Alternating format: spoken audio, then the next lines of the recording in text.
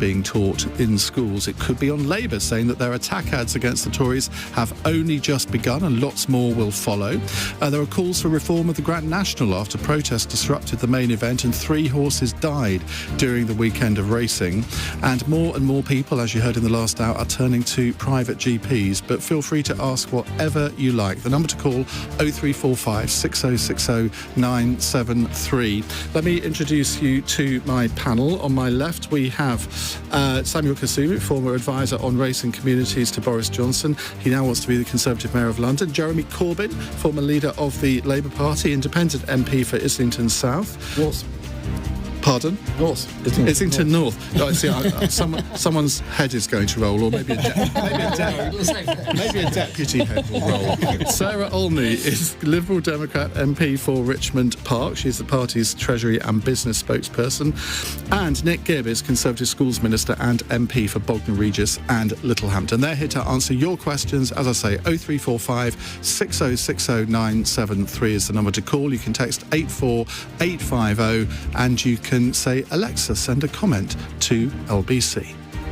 Call 0345 6060 973. Tweet at LBC. Text 84850. Cross question with Iain Dale. This is LBC. Emily Thornberry, if she's listening, got a bit of a surprise there, I think. Right, let's go to our first caller. It's Martin in Doncaster. Hello, Martin. Martin, are you there?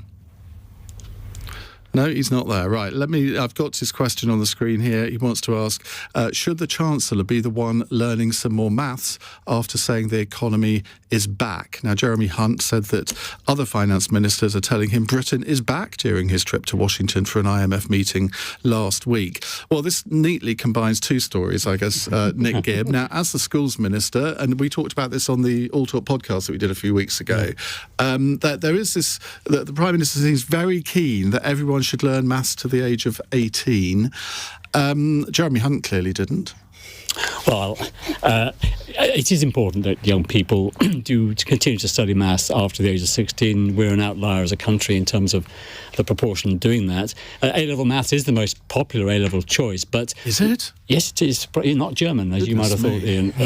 Although German is also an important A-level as our modern languages, as you know. But, in the modern economy, we need those maths skills. And whatever level you leave GCSE at, and whatever you do next, whatever you're interested in, whether it's making films. We were at the London Screen Academy this morning, where the Prime Minister made this announcement, because actually, even in the creative industries, you need to have maths if you are designing sets for films or camera angles and so on. And in many walks of life that you think aren't necessarily requiring maths, they do actually need maths. You want to run your own business, you need to have some maths. So we want to make sure that more young people are taking maths, and we want to have the right qualifications for those people and their interests. And that's why we're appointing a panel of experts to advise us what does industry need in terms of those maths skills. We're also going to continue to work on the standards in primary and secondary school. They've been rising over the last 10 years. We've now gone up 10 places in the international survey of maths ability of our young people, but we need to go further. And we're having a new national... But we're going up 10 places. That sounds good, but it could be going up from 80th to 70th. No, we are near the top anyway, right, so okay. We're doing very well. Just wanted to check. Absolutely, it's worth checking. Statistics and all that. Absolutely, and if more people had statistics, then they'd be able to challenge politicians more effectively than they might otherwise do. We want to make sure that the apprenticeships have the right qualification maths content as well, and we're consulting with them, and we want to make sure that teachers in primary schools that want to spread what we call the Southeast Asian approach to teaching maths, because they are the countries that top all the league tables, that we're spreading that practice right across our primary and secondary schools, which has been a successful reform. We want more of that. Now, what about the second part of the question? Jeremy Hunt was at the IMF. They've predicted that Britain is going to be the lowest growing economy of the G20. Must have been a little awkward for him there. But he says Britain is back. He says other finance ministers are telling him the same thing. And yet the economic statistics don't say that. Well, since 2010, we're about the third highest growth rate in the G7 since 2010. Only 3 countries have been above us, and it's what's happening now that and matters our to inflation projections are to something like 2.9% inflation by the end of this year. You know, the Prime Minister is committed to making sure we restore growth to our economy, but the way you get growth is you have inflation under control, you have the public finances under control, we've got to get debt down as a proportion of our GDP. That's how you stimulate an economy, and that's what Jeremy meant by we're back, because we are getting inflation under control, which is why, of course, we have to make sure that the pay settlements across the public sector are affordable and don't generate and add to that inflationary pressure in our economy. Just one quick question. So Sandra's just texted in, where are these extra maths teachers coming from? Because we haven't got enough as it is. Well, we struggle in our economy as a whole to recruit enough graduates. It's a very, as I say, it's a strong economy where graduates are in great demand in commerce, in business, and maths and physics graduates in particular. So we have introduced £27,000 tax-free bursaries to encourage maths graduates and physics and chemistry, computer science to come into teaching. We have what's called a level up premium to encourage teachers in their first 5 years to teach in areas of deprivation if they've got maths. So there's a whole range of policies to encourage teachers to come into the profession. Jeremy Corbyn, how would your life have been different had you studied maths to 18? I wished I had. My mother was actually a maths teacher. Oh, really? Yeah, but unfortunately she was wonderful in many things, but except teaching me maths. I was not terribly good at maths at school, and it wasn't made interesting enough, it wasn't made exciting enough, and it wasn't made relevant enough to life. And what I always tried to do with my own children was, when they were very small, try and get them interested in maths by giving them endless Arsenal football-related weird questions in order to get them the idea of percentages, averages, fractions, and so on. And so I do think you have to make maths... Did it work? Yes, I think so. You have to make maths interesting, and indeed Arsenal again had a sort of double club thing for students, primary school students who were underachieving in maths would go off and learn with Arsenal on it. So you've got to make maths interesting. But I just think, taking next point, now I welcome what the Prime Minister said. We need more focus on maths. I support that. I welcome that.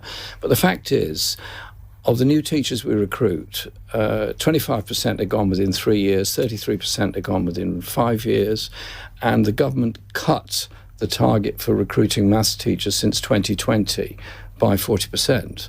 So I'm grateful that we're now recruiting more maths teachers, but we have a problem in teaching that stress, pressure and pay mean that teachers are leaving the profession, and maths teachers can go and earn probably a great deal more with much less pressure elsewhere. But if we don't bring up our children understanding computing, science, maths and art, music and so on, and Nick's right that you can't develop music without maths. You can't do maths without music. The two things go together. So I think we need a much more holistic approach to education as well. It would be cruel of me to say that 2 + 2 equals a draw at West Ham, wouldn't it? It would be very unkind, but it would also be factually correct. Is that a helpful answer? That's a very good answer. Politician's answer. Oh, Sarah.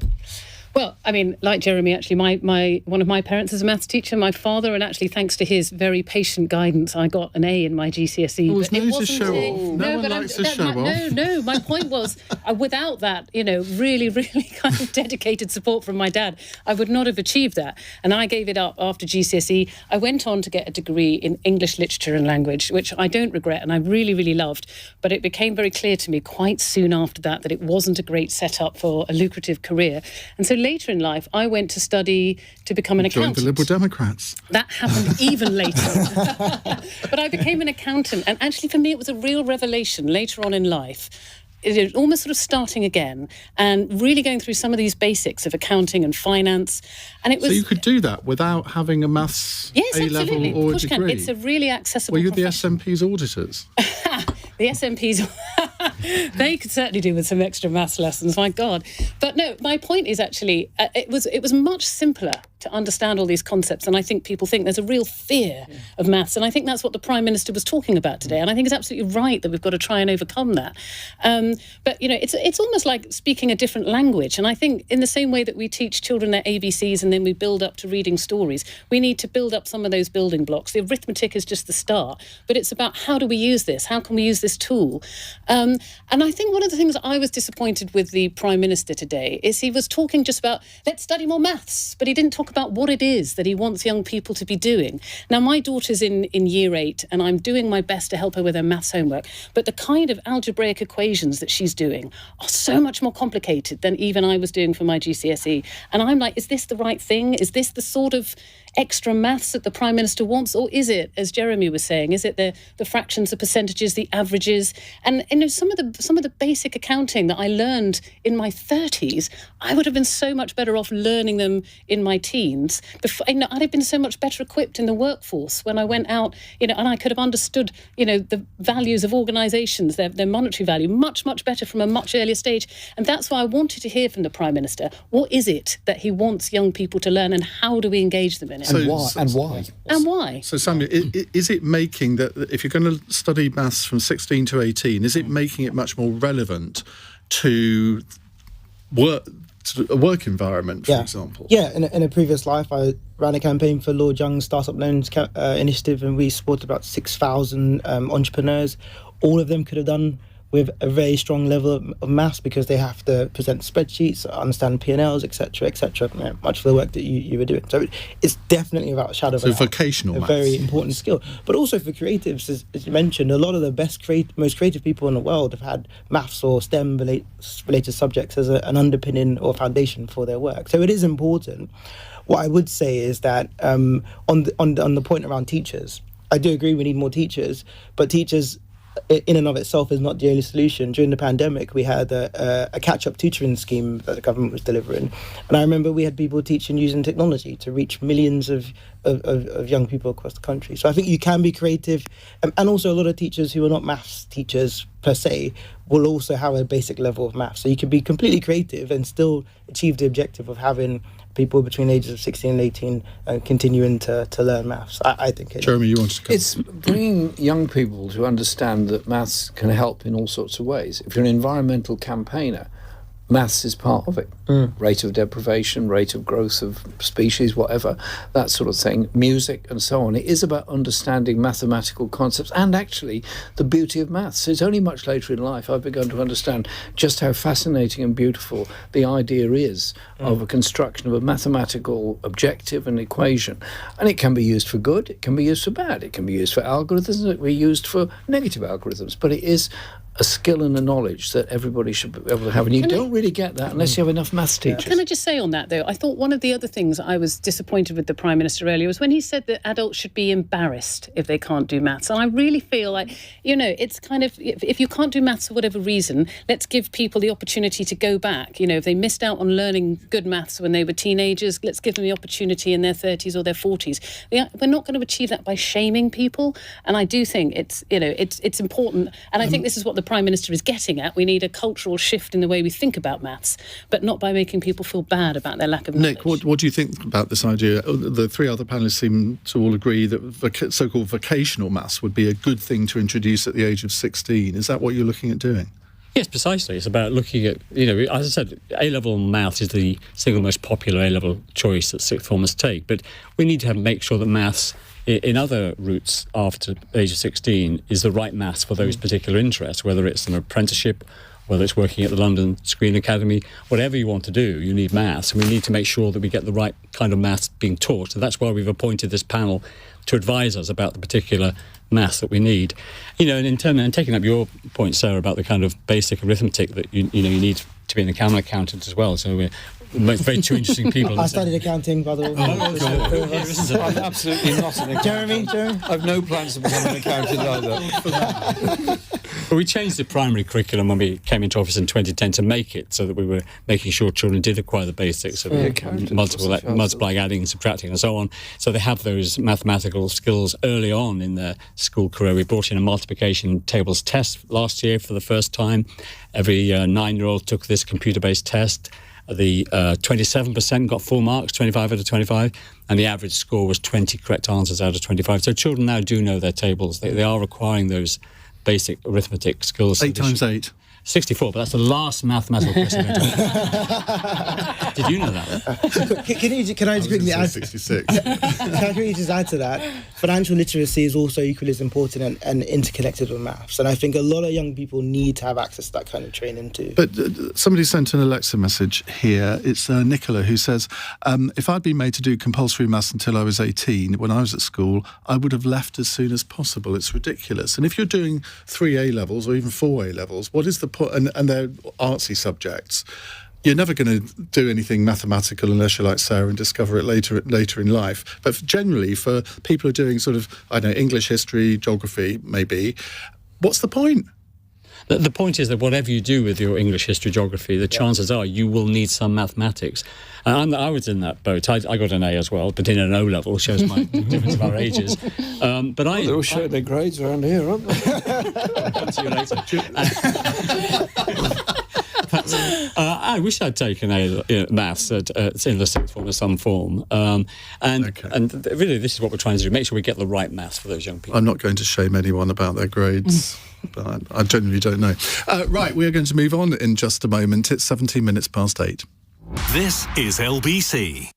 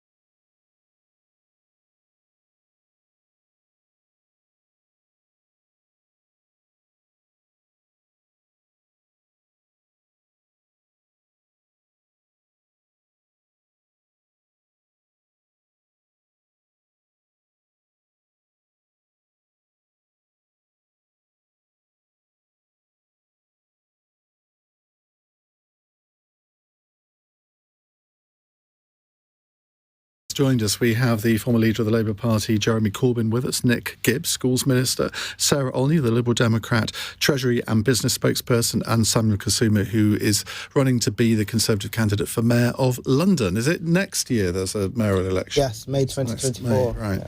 So we could have a mayoral election, a general election, and a US presidential election. Well, Jeremy, you might be 2 of the 3, right? I hear you might be running to be Mayor of London too. You might hear lots of things. Okay. Feel free to make an exclusive announcement. I'll tell you later. Okay. Right. Let's move on to our next question. It's from Anthony in Staines. Anthony, hello. What would you like to ask? Oh, Ian, hello, everyone. It's if the Sun project fails and Labour fails to win the next general election, what next for Labour? You think that's a serious possibility? Yeah. Why? Well, you can't assume they're going to win. Look at 92. Don't ever assume anything in politics. I'm not sure Labour was so far ahead in 92, he says, looking at Jeremy Corbyn. I don't remember. They were ahead, I can't remember the figures. But not 20 points ahead, although the lead is narrowing a little bit. Sarah Olney, let's come to you first on this. If the Starmer project fails and he doesn't win the general election, what's next for Labour? Or don't you care? I wouldn't say I don't care, because clearly they're the principal opposition, and if we're going to have a new government, then we would expect them at least to be leading it, if not to be the majority party. I'm not going to make any secret of the fact that after the next general election, I very much want there to be a non-Tory government in number 10, because I think that the Tories have done so much damage over the last 8 years. I think a lot of things are going wrong in our economy and society at the moment, and I genuinely believe that without the fresh start that a new government can give us, we simply won't have the momentum that we need to make some of the changes that's required. But it's not for me to say what the Labour Party should be up to. No, but if the lead continues to narrow and there's that Labour doesn't get an overall majority, you know the question that's coming now, don't you? I mean, is this a matter? I know you're not going to say, well, I can't announce what we would do on your programme. I get that. But is this a matter of serious discussion now within the Liberal Democrats? You had your spring conference a few weeks ago. Is that what people were talking about? We weren't talking about the Labour Party at all. We were talking about the upcoming local elections, where we're very confident we're going to make some progress and win some, council seats, possibly take control of some councils. We're really focused on that. That's really, really important to us. We're talking about our own policies, the things that matter to us that we want to see in our manifesto. And then over the longer term, we're talking about the seats that we hope to win in the general election. We're putting our teams together. We're feeling really optimistic. In those seats where we think we can win, we will be working incredibly hard from now right up to the general election and beyond to persuade people, perhaps who voted Tory in the past, to look at the Liberal Democrats. And that's what we're focused on. Nick? Do you know that no Labour government has left office with unemployment lower than when it came into office? So if you want a stable, strong economy, you need to have consistency and a Conservative government. What the Labour Party would have to do when they lose the election as opposed to if. Yes, is to look at how they manage economies, because the history of the Labour Party is they get into power, they survive on the coattails of the previous Conservative government for 1 or 2 years, so things look quite good, and then their spending gets out of control, the economy tanks, they lose the election, and the economy unemployment has already rises. tanked. See, I'm thinking about what's happened over the last few years. Yeah, hang on. 13 years, and there are going to be very few people who can look you in the face on the doorstep in Bognor and say, I'm better off than I was in 2010. We have been through some major crises. There's no question about that. COVID was a once-in-a-century crisis affecting this country and the world. We borrowed 450... But COVID is the new winter of discontent, isn't it? We borrowed £450 billion, and we were able to borrow it because of the stewardship of the economy leading up to that point after the banking crisis. And the capital markets were confident enough to lend us £450 billion, and they know they're going to get it back. But because of that... They weren't after Truss's budget in September, they were. Well, I'm not saying that was a great triumph, but what I am saying is that Rishi Sunak is there, Jeremy Hunt is there, they're stabilising the economy. We did have the fastest growth in the G7 in 2021 you don't now. And 2022. We've got the lowest now. No, but we will recover. All the hallmarks, all the fundamentals are there in place. We've got low unemployment, we've got inflation coming down, we've got a competent government. Inflation went up last month.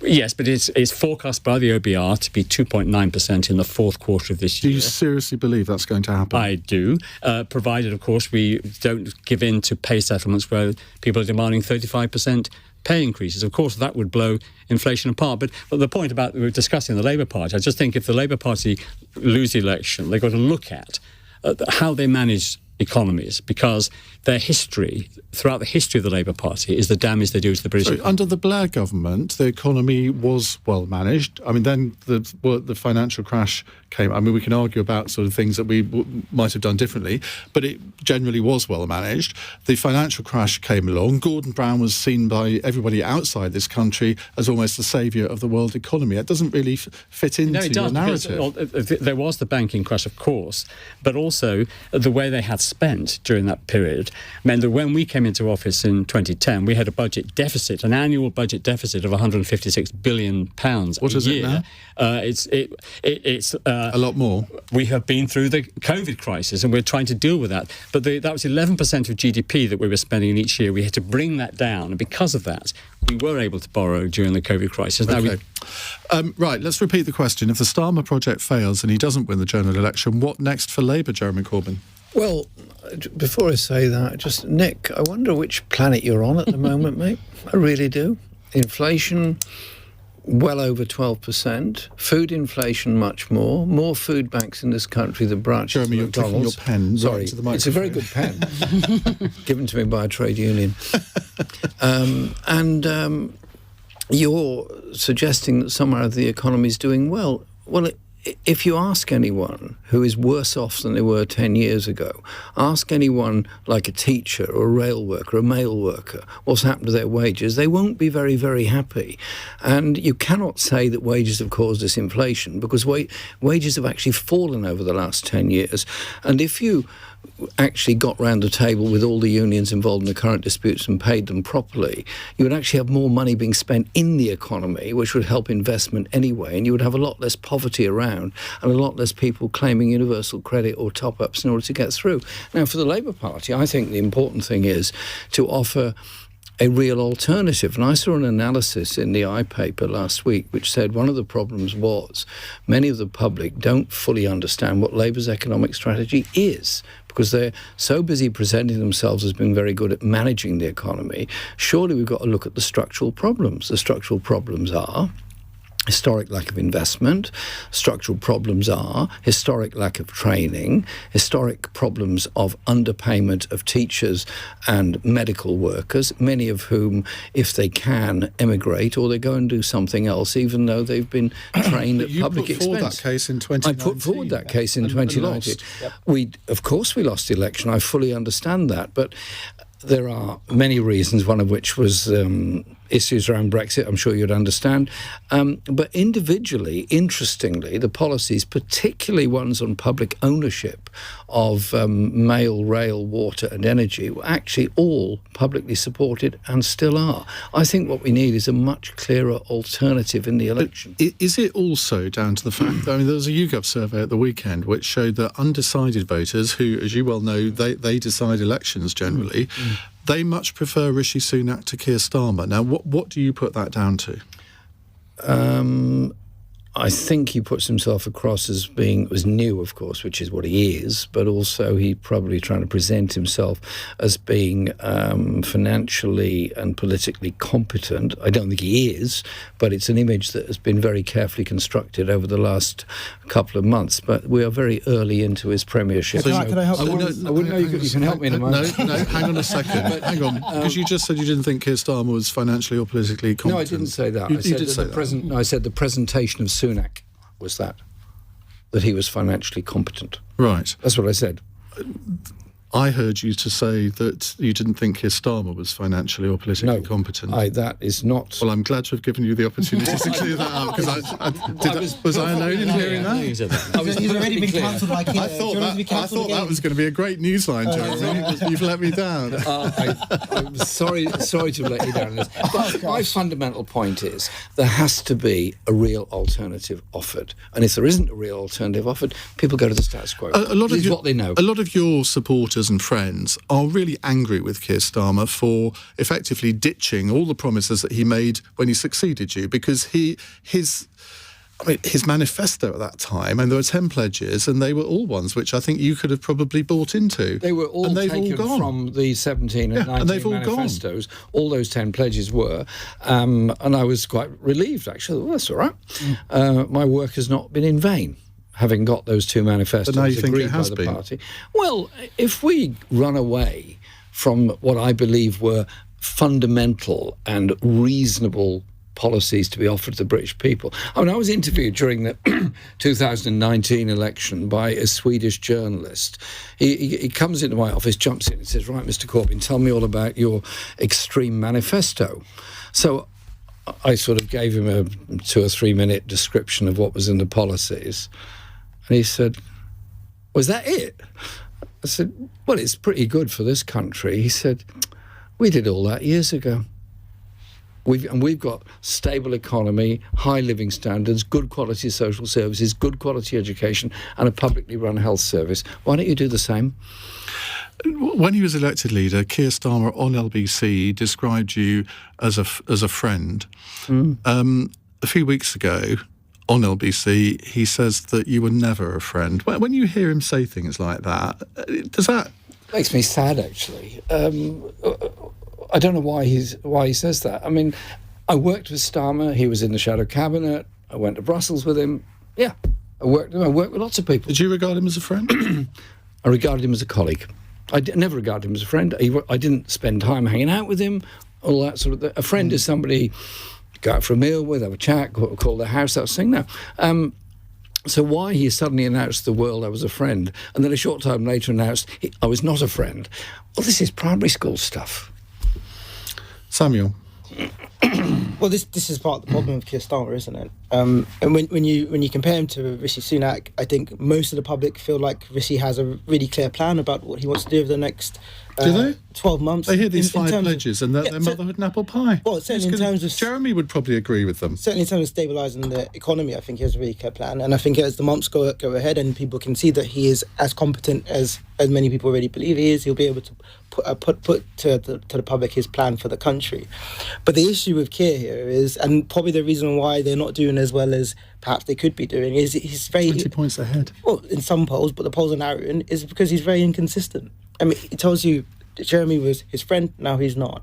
He says he's different from all the politicians, and then you see these weird attack ads. He's just someone that is not very consistent, and therefore I don't think the public will be convinced about him the next time we have a general election. So I completely agree with Nick that actually all bets are probably off at this stage. Just before we go to the news, what do you think of these attack ads, Jeremy? Oh, I think it's bad news all round. I think the idea that you say something unbelievably awful about an opponent as a kind of gesture towards them is not very good or very sensible. I do not believe in that sort of thing. I was invited many times as leader to agree and approve similar styles of things, and I just said, no, I'm not going down that road. I'm not going in that direction. I want us to put forward a positive message about the kind of society we want to create. I want people to support and give votes out of hope, not fear. Do you think in retrospect, though, that was naive? Because, history shows in Australia and America, negative political advertising can work. Maybe this country is different, I don't know. What do you end up with as a result of that, though? Other than a nasty, puerile politics, which is based on how nasty you can be about the other person. Yeah. You've been there as well. I was once in the US during part of a senatorial election. I think it was in Virginia. And I had nothing to do one evening, so I turned on the television and I watched almost an hour of political advertising. Yeah. It was the most unbelievable stuff being thrown by candidate A at candidate B and candidate B. At the end of it, is this the best they can do? I agree with Jeremy to a large extent. Is this the best you can do? The biggest issue with those ads is that they were just barefaced lies. There's nothing wrong in being honest and upfront about the truth or failure, but they were just false, and that's what made them even more cheap and vile and wrong. Right.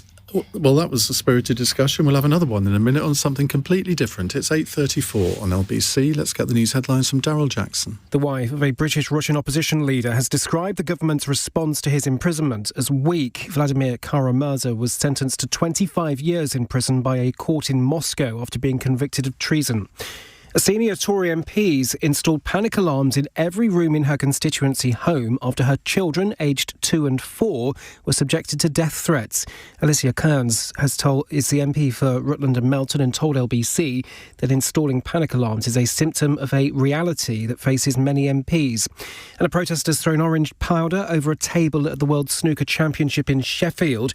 He was one of 2 members of Just Stop Oil who invaded the stage at the Crucible, forcing play to be suspended.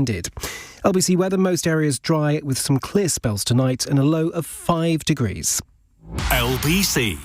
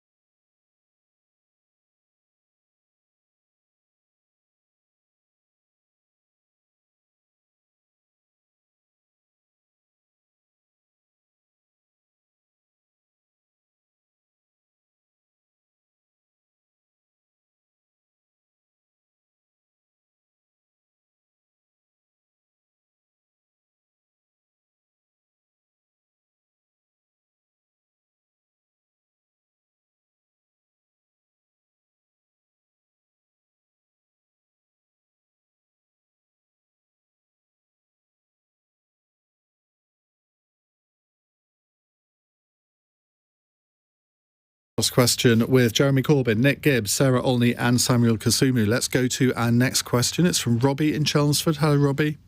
Good evening, all. My question is, yesterday on LBC, the Conservative Party chairman, Greg Hands, by name and nature, said that public services were in, quote, great shape. My question is, are they really? Well, Samuel Kasumu, as an aspirant mayoral candidate, let's stick with London public services for now. Everyone else can talk about it nationally. If you're going up to someone on a doorstep, can you really defend the state of public services in London?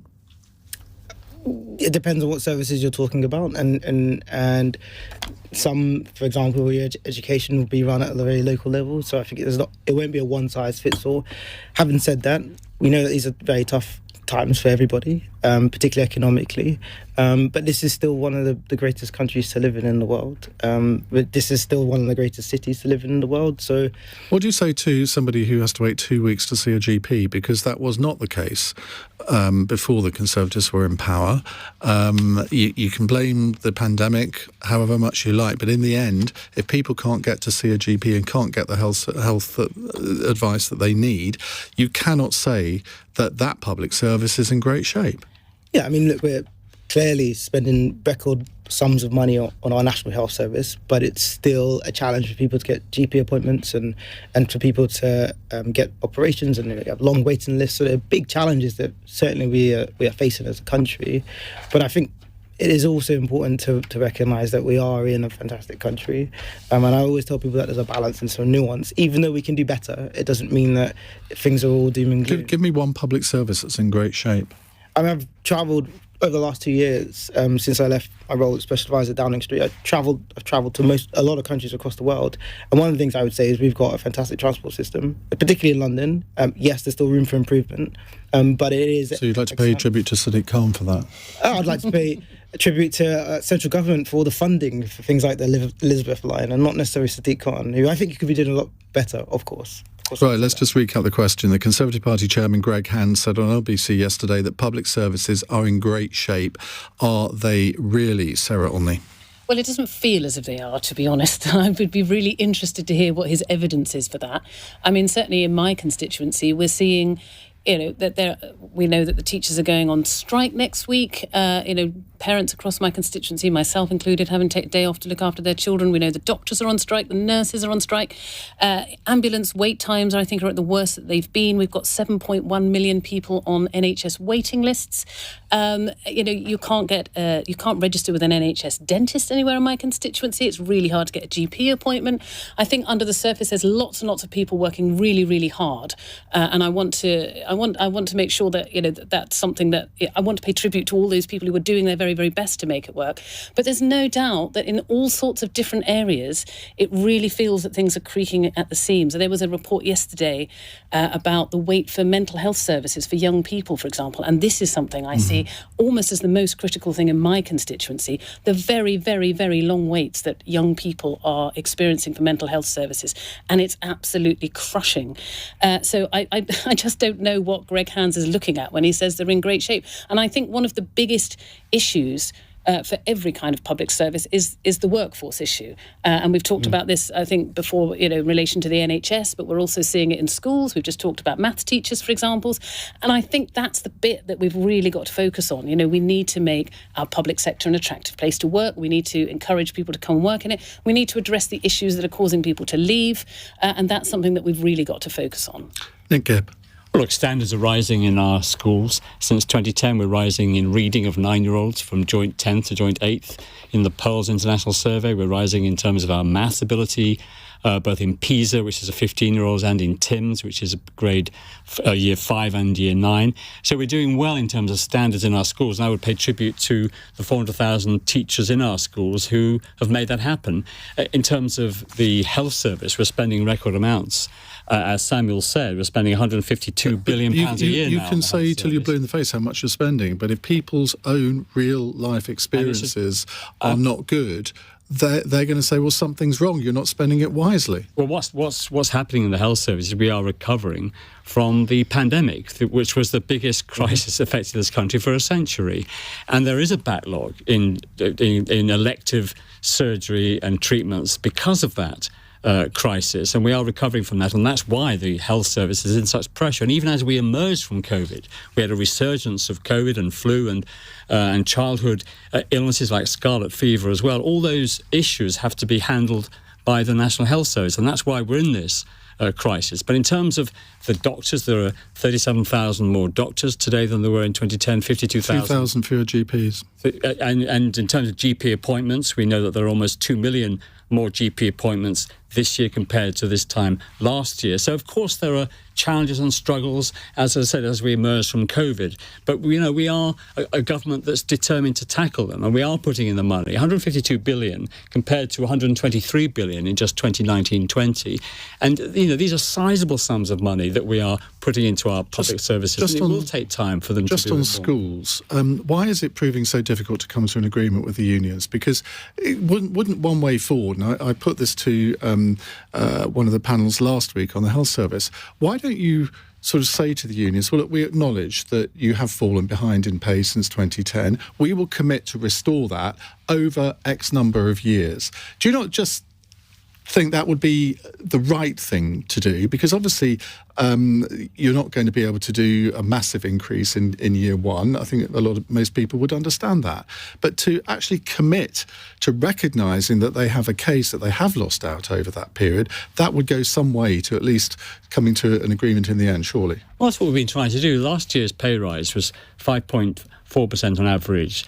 This year we were proposing 4.5%. We're also adding £1,000 to last year's pay rise, taking that 5.4 up to about 7.8% in percentage terms. So we are trying to do that within the parameters of making sure that we are doing so in an affordable way, and that doesn't generate pressures on inflation, which will be the worst thing. So I'm disappointed by the decision of the four unions to reject the pay But do you offer. recognise that they have lost out since 2010? Yes, no, we do. And a lot of public sector workers have, indeed in the private sector too. As we went through all those years recovering from the banking crisis, and then we had COVID, now we have the Ukraine and the surge in energy prices. So there are real issues that have hit the British economy. But I think this government has handled all those crises extremely well.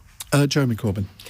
Well, it's a good question from Robbie. And if you think through public services, nearly all of them rely heavily on the moral exploitation of public sector workers to work beyond their hours, to work at nights, work at weekends, just to keep them going.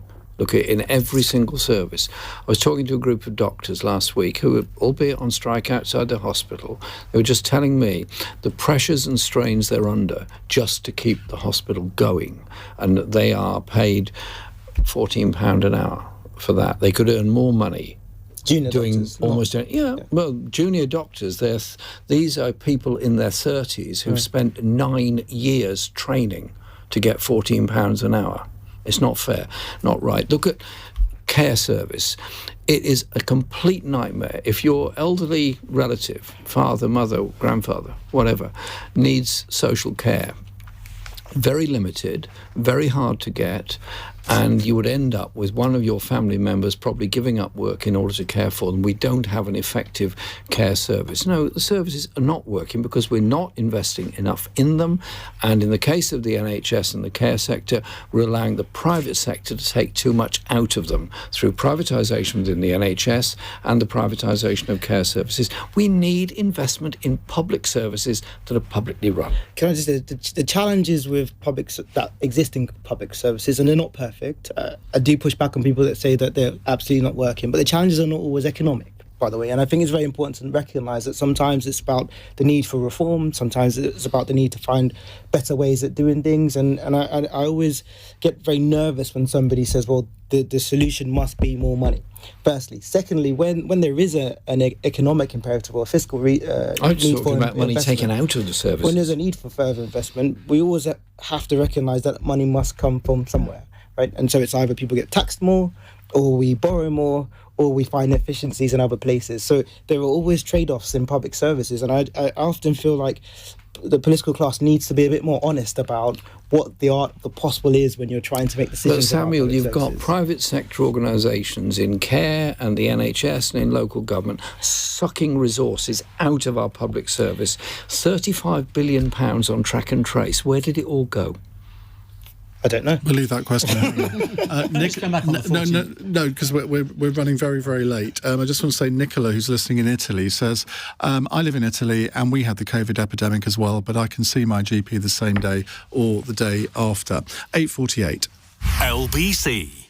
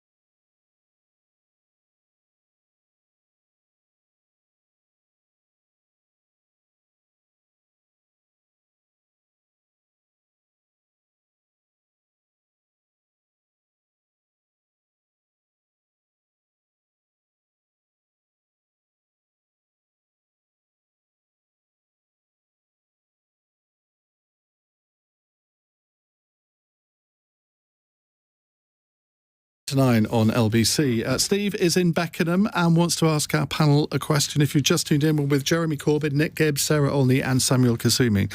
Steve, what would you like to ask? Hello, Ian, my favourite Tory, essentially, first one. But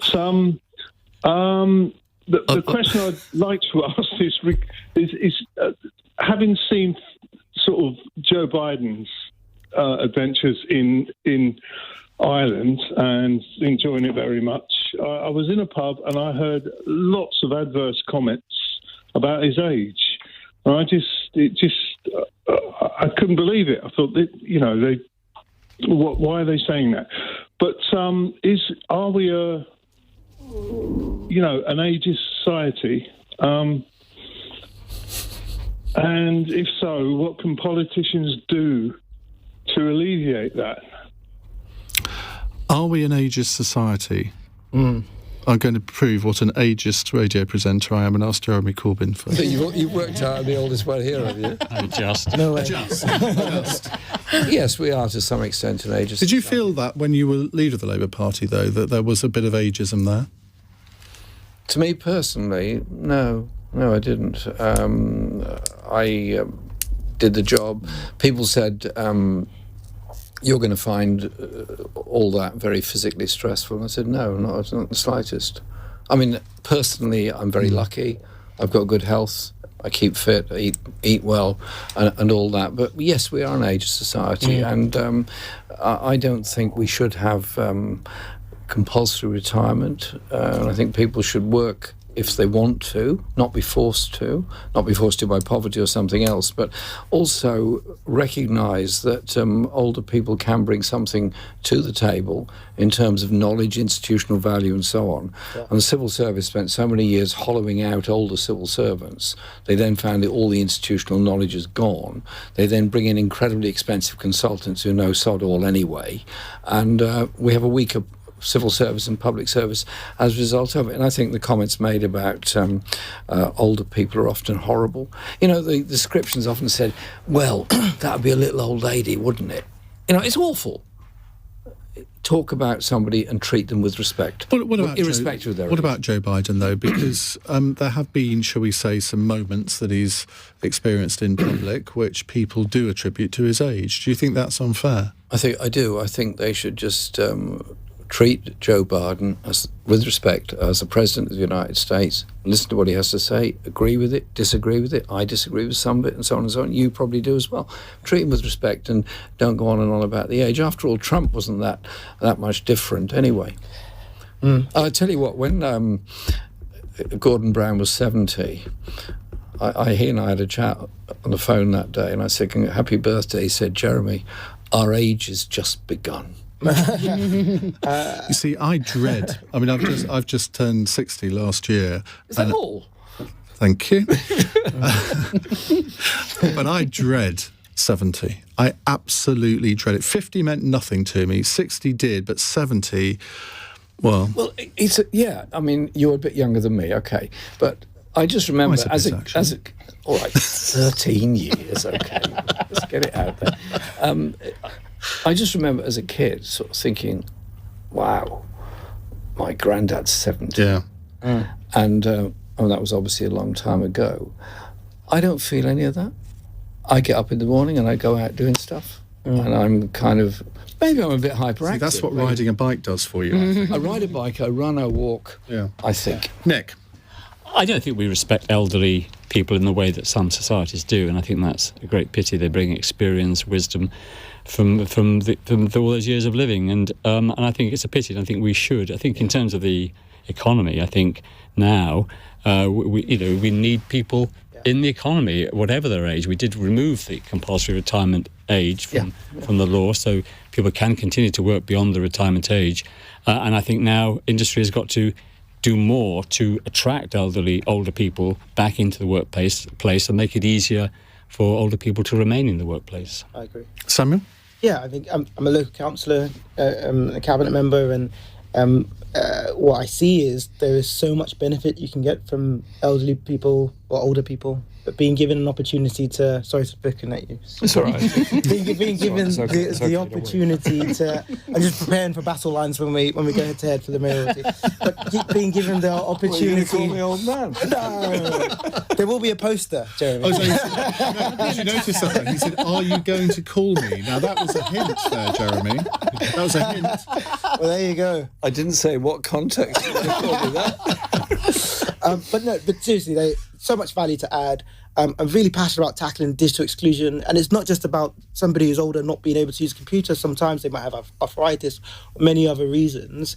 And so I totally agree with the notion that you need to respect the value that older people can bring, and more needs to be done to get them more economically inactive. We need more teachers.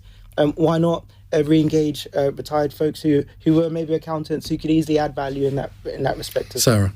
Well, exactly that. I mean, there is we've talked a lot about the workforce issues we're currently experiencing, and there's no doubt that ageism is keeping some people out of the workforce, and that's something that we need to tackle. I think what's really important is that we try and implement as much lifelong learning as we can. And, even if you're over 60, if you've still got more to give, but you're feeling a little bit, as if your skills and experience are still valid, but you're finding it hard to apply them in a workforce which might be, in a workplace which might be thinking about adopting, AI, for example. I mean, that might feel like something you can't really access, but why not? Why shouldn't you be able to? But we've really got to be serious about making training and education available to people at every age so that we can do, make the most of people's skills and abilities, whatever they have to offer. You should be a radio presenter because you've just given us a link into the next question by mentioning AI. Oh. Here's our fun question for the end, which everybody loves. Cara in Hackney says, a song created entirely by artificial intelligence which cloned the voices of rappers Drake and The Weeknd, heard of neither of them, to make them appear on... Are they a popular music beat combo, Samuel? I know Drake. Right. I'm a strange kind of younger person. Very cool. Okay. All right.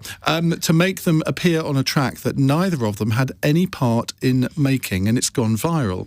If you could combine two legendary musical artists, dead or alive, through AI to make them perform together, who would it be? Ooh. Well, let me start you off by saying ABBA and Meatloaf. I think that would be a terrific How about combination. Elton John and Cliff Richard? I think they have actually sung together. Oh, maybe not. Oh, yes, Yeah. that's not very AI, I is think it? they have. No, but you're right. I mean, given that ABBA have got these avatars now, you could actually make this happen. Why don't you just bring in two groups where there's lots of arguments about who was actually in the group when they recorded the songs? The Archies, who did Sugar Sugar, and the Eagles, who did Hotel California. Nobody knows who was actually recording in the studio on the one that was actually broadcast. Is that right? Yeah, they're still arguing about it. Legal cases in American law, litigation, they love it. They love all that stuff. Well, that'd be fun. It would probably be Elvis and Sam Cooke. Who's Sam? Sam Cooke. Sam Cooke. You must know who Sam You Cooke don't know is. Sam Cooke? No. Oh gosh. Long story. He was around during the time of MLK and one of the Malcolm leading X. black musicians in the USA that Change paved the Gonna way Come. for others. Fantastic. Okay. Sorry to interrupt you. Well, I think you need like a really great vocalist and then a band who really know how to, do a track. So I think someone like Nina Simone with Daft Punk or Chemical Brothers, or that is going to date me a bit, but that kind of combination could be really, really brilliant. Daft Punk. Nope, me not. Thank you very much indeed to our panel, to Jeremy Corbyn, Samuel Kasumu, Sarah Olney and Nick Gibb. We'll have you all back very, very soon. And we're looking forward to the London mayoral hustings where Jeremy and Samuel can possibly... May the best man win. All right, coming up in the next hour, how many of you watched the Grand National over the weekend? I lasted 2 fences because I think it is a spectacle. I know it's a national institution, but how anyone can defend a race which regularly kills horses year on year, I do not know. And I accept that the race organisers have made changes to it to make it safer over the years. But when you look at what happened over the first 2 fences, when I think it was over a dozen horses went out of the race, and that